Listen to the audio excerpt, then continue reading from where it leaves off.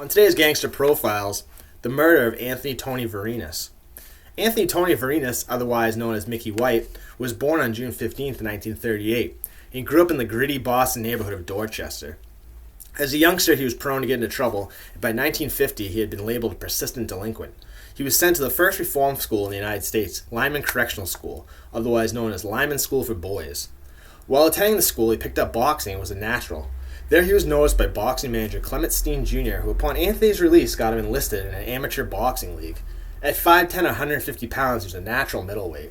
Veranis had a tough look to him, and he had luck tattooed on one hand across his fingers, and Tony tattooed across the other hand on his fingers.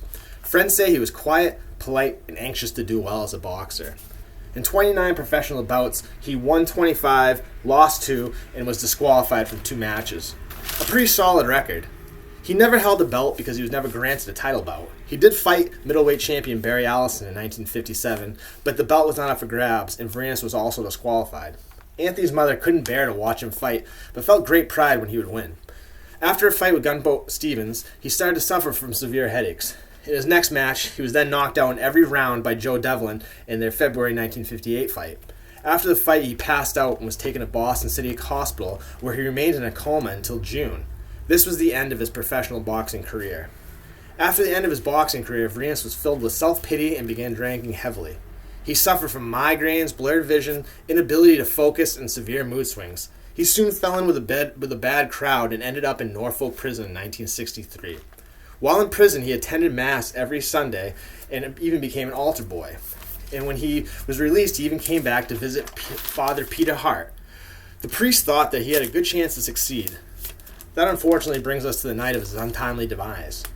On April 25th, 1966, a month after his release from prison, he was very drunk and found himself at South Boston gangsters Billy O'Sullivan's After Hours Club.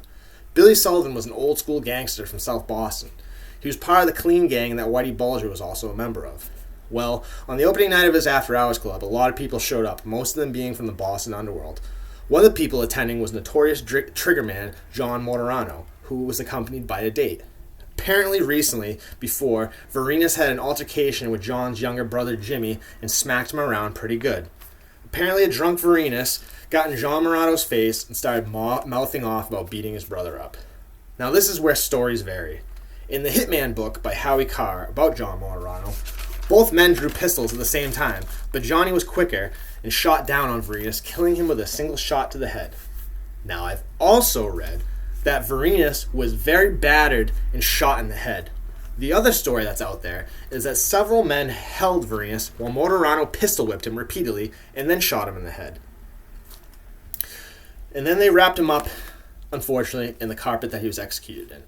Now this would explain why he was shot in the top of the skull when he was 5'10" and Mortorano was 5'6". Either way, opening night was closing night for Billy O's new club.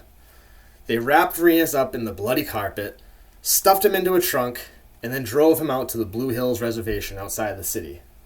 This marked the end of another violent life in Boston's 1960s underworld, where life was cheap and could be over in a second if you made the wrong move.